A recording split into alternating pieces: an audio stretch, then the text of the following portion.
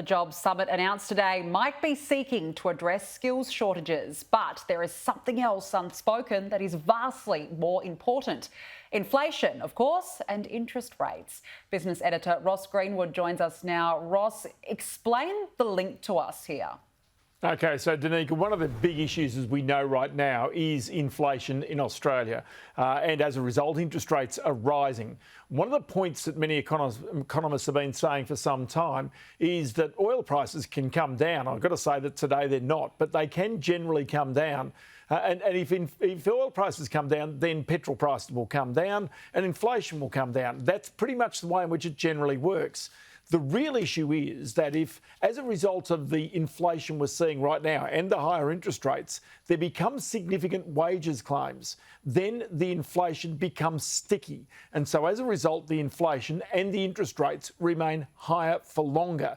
And that's something really the Reserve Bank is conscious of, the government is conscious of, and you sense that's almost underlying this job summit that's been announced today. Now, clearly, that means that employers have got to come on board, as along with unions and the government as well, to make certain that wages expectations do not get out of kilter long-term with inflation. Now, today, at the press conference announcing this job summit, the Prime Minister was asked whether he was concerned about the relationship between unions and employers in regards to enterprise bargaining, as to whether he thought there was actually an issue, a problem there, if you like. Here's the way in which he responded. Quite clearly it's not working as effectively as it could, and both employers and unions are saying that. So where we can get cooperation, that's a good thing.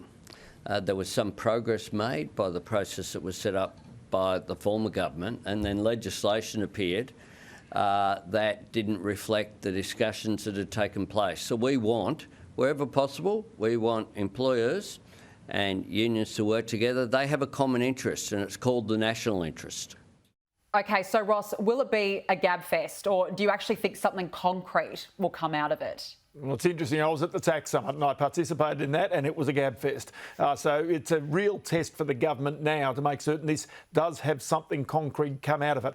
Otherwise, that issue of inflation and higher interest rates sticks around in Australia for longer than what anybody in business, in government, or indeed in homes with mortgages is going to want. And so that's why this is important. But what we also know is when it comes to tax reform or industrial relations reform, these are some of the hardest things for governments to achieve in terms of reform, and really you could argue that it's more than 20 years since Australia has seen meaningful tax reform in particular in this country. But that's the key. That's what this government is seeking to achieve. It's ambitious. You hope they get it right, because certainly a lot of people with mortgages, a lot of businesses very much depend upon it. They certainly do. And Ross, this is going to be a very busy week of economic numbers. In some ways, it will tell us about how the world is coping with this higher inflation. It will indeed. And so some of the things that we're going to see this week are going to be consumer confidence here in Australia. Now, clearly that's important. The Reserve Bank is trying to quell that in some ways with the way in which it's actually raising interest rates right now to sort of bring down spending. So we'll see that tomorrow is coming out. Now, the other thing also coming out tomorrow is going to be the National Australia Bank's business survey. Now, the reason why that is important is because it is also about the spending intentions for business. Right now, if you looked out there, didn't know anything about Australia in terms of inflation and interest rates, you would think there was a boom taking place in this country right now. If we move forward to Wednesday, there's a key interest rate decision from New Zealand. And we know that New Zealand has been well ahead of Australia in trying to control its own inflation rate. On Thursday, the US inflation number comes out. Now, many people are saying this will be above 9%, and that will perhaps lead the US Federal Reserve to raise interest rates. Here in Australia, local jobs data comes out. And then on Friday, there's a key for the whole world and Australia in particular.